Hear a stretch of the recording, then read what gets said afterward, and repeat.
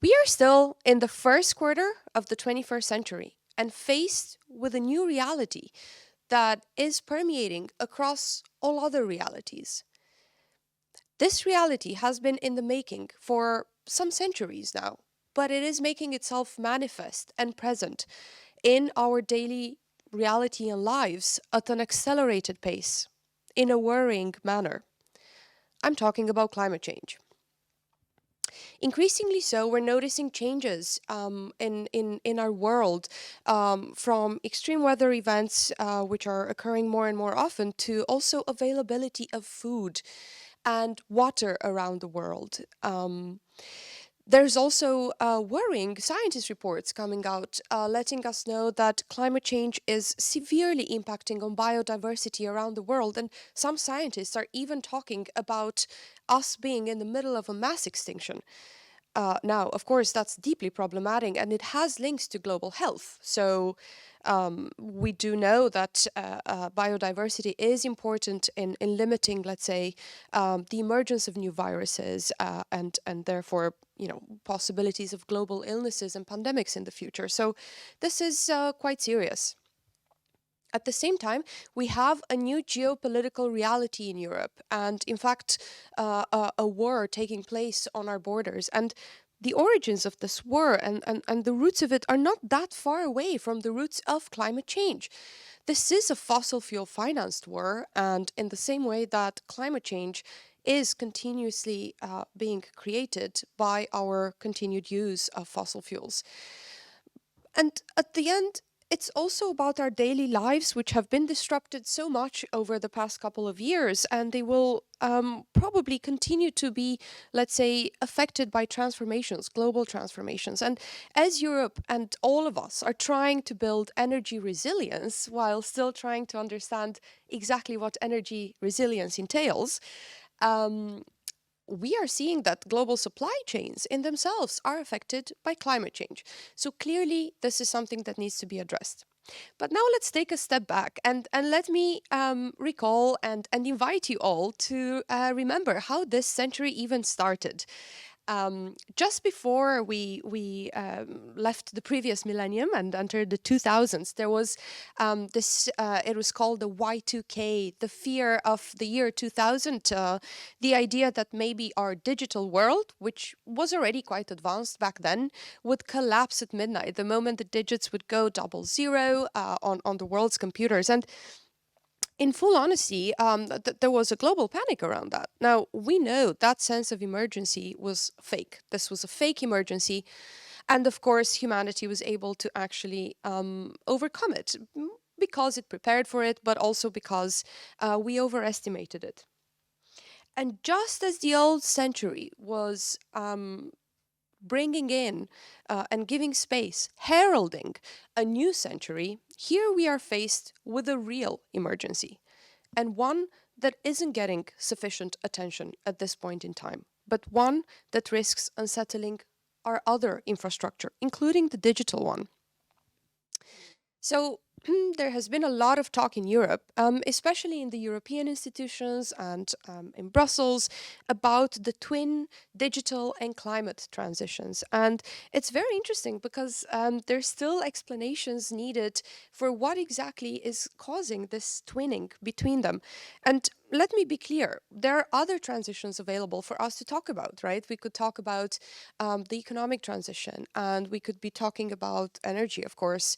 But let me focus today on just climate and digital, because I think the story there is extremely interesting, and I do want to share it with you. So today, ladies and gentlemen, is about this. I want to invite you to consider the ways in which one of these transitions, in particular the digital one, can and should effectively bridge and create the space for us discussing and addressing the climate crisis with the urgency that it needs to be addressed. Now, we do know that there are climate implications from the digital world. We have all heard about data servers that require electricity. We understand that this electricity comes with a certain carbon intensity. depending on how it's produced, right? So if it's made with fossil fuels, high carbon intensity, alternatively, it could also be zero carbon electricity. But we also need to think of electricity as a scarce resource for the next couple of decades, not least because we'll need to transition a couple of the sectors that are defining our daily lives. So, for example, road transportation will most likely need to be electrified, equally so, home heating. And so, is it now that we are creating a world in which the two transitions are competing? Well, I don't think so. And I choose not to accept this because I think we can still find a way to build a new relationship between the two. So, our digital reality is deeply anchored in our environment. Where there are infrastructure and where there is infrastructure being built, this is taking place and is anchored into a very real location, affected also by extreme weather events. So let us consider the possibility that our digital future still relies on us maintaining a good environmental health and sustainability, or else we could expect increased electricity blackouts. We've seen a lot of them in the past, and we would actually be making a strategic mistake not focusing on linking the two and prioritizing environmental and climate health as the backbone of digital infrastructure development in the future. So, um, I think the two transitions are twinned and linked in ways which go not just into the direction of the future. I think this century is about both. We started it with the digital in mind and needing to deal with the climate right now. But I would like to invite you to take perhaps a step back in history, and I will use examples to make the point that the digital world and the climate have actually been interlinked from the beginning of computer science. I will have concrete examples, but of course, I do want to share a personal story with you. So, when I started high school here in Constanța, Romania, I was part of a computer science specialized classroom in my high school. And we were spending 8 to 10 hours a week learning how to program, learning about C++. Our worlds, we're spending a lot of time expanding our minds and our horizon to the digital world. And I personally really enjoyed it. It was extremely enriching. But as a 15-year-old, I really couldn't help but wonder myself and ask myself, what is this going to help me with? How does this enhance my understanding of the world? Which I think is a very normal question.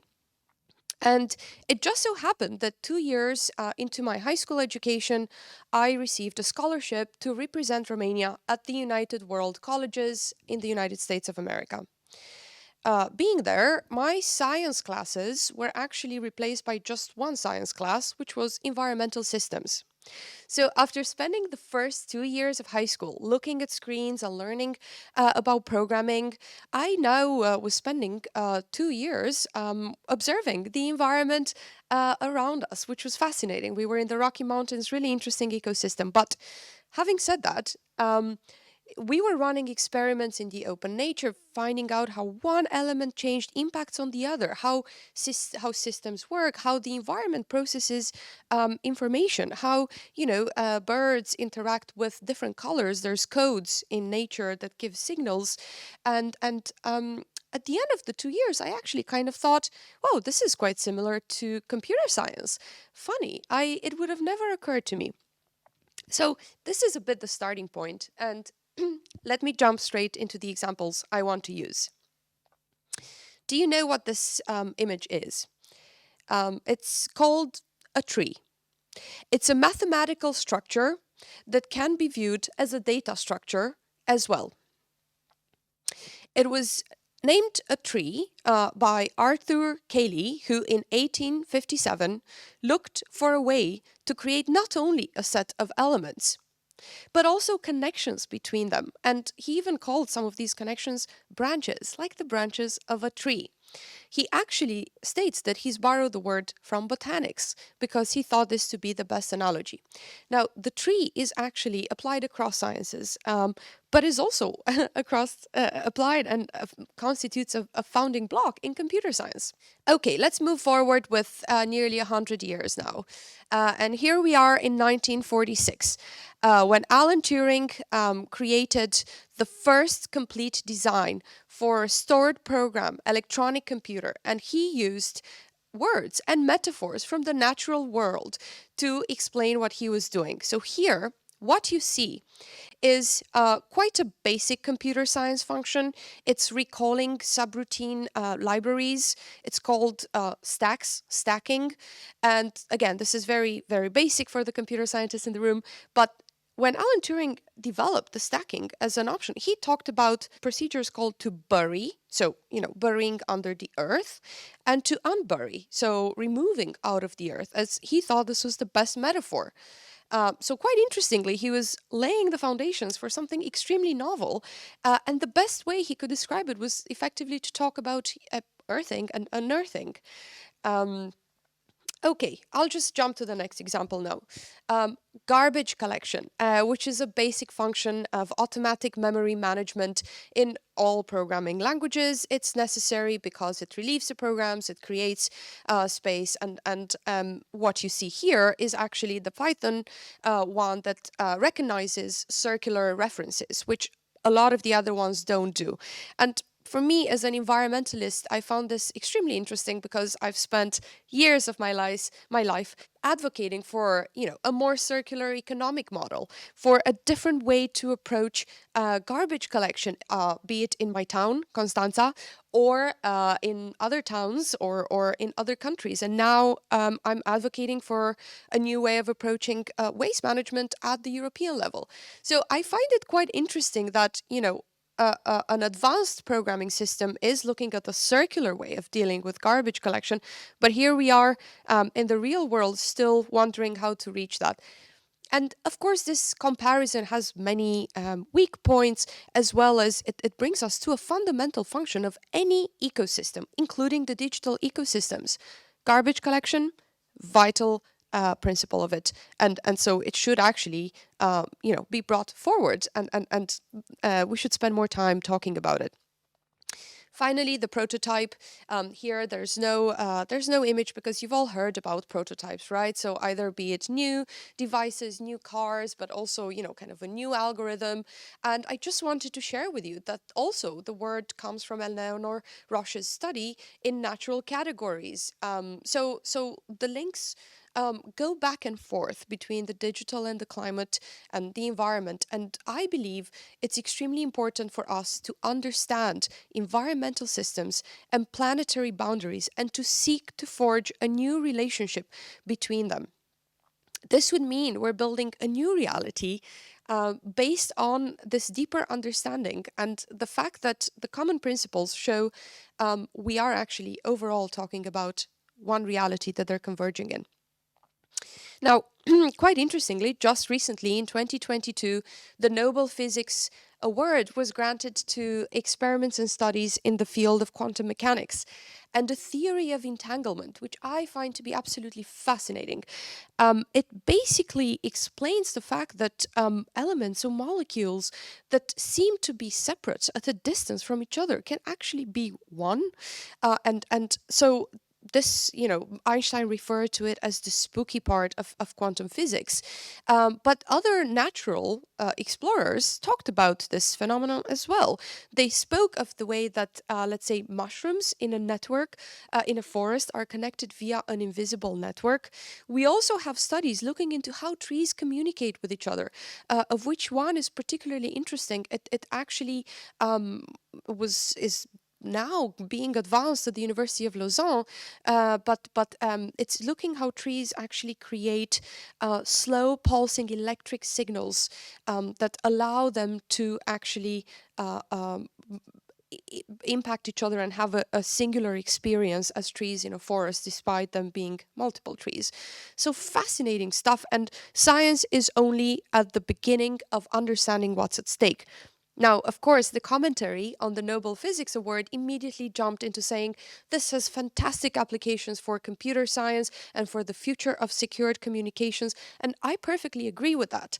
But if we want to fully understand how far this can go, we need to, again, look at what nature already has in place and seek to understand those networks and those forms of communication that have been there and are encompassing everything around us.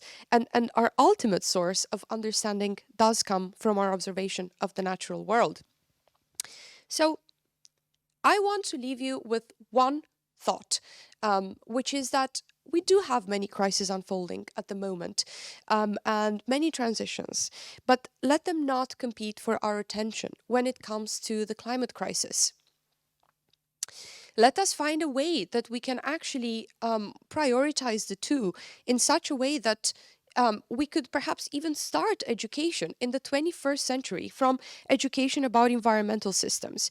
I think this should be already taught in the very first years in school. And actually, I think it's a great way to bring into the digital century those populations which perhaps don't have access to a computer, right? We know that this is a serious problem in our country, in Romania, but also around the world. But everyone has access to observe the environment. Everyone has access to understand to how the ecosystem works. And maybe on that premise, we could provide digital education even to those who are not digital natives or who haven't grown up with digital devices in their homes. I further think that if we start in that way, we can expand this to go even further. And we can create a way, because of course, nature is infinitely complex. We can have this as a running thread throughout education, right? As education and technical education becomes more complex, so can the environmental systems training. I recently bought a book here in Romania comparing, it's for, I think, the second grade, comparing mathematics with ecology. I was thrilled. Imagine, I found it in a library, but it looked at ecology through the lens of mathematics. And I'm wondering, shouldn't we do it the other way around? Um, I think we probably should try. And I think in the 21st century, marked by the climate crisis, we have an obligation to do so. And I want to conclude by recalling um, an interesting observation from Ada Lovelace, who's the woman the first person credited with being actually a software engineer, right? And she spoke of poetical science and how this led her to ask questions examining how individuals and society relate to technology as a collaborative tool. And I want to take inspiration from that and return to the new now, 21st century, 2022, faced with a real and immediate emergency, and ask the same question. How can our societies and the individuals in it approach technology in a way that is a collaborative tool? I don't want us to fall into technology determinism and think that technology will necessarily solve it all, even if I am a firm believer that a lot of climate adaptation and climate mitigation will come from technology.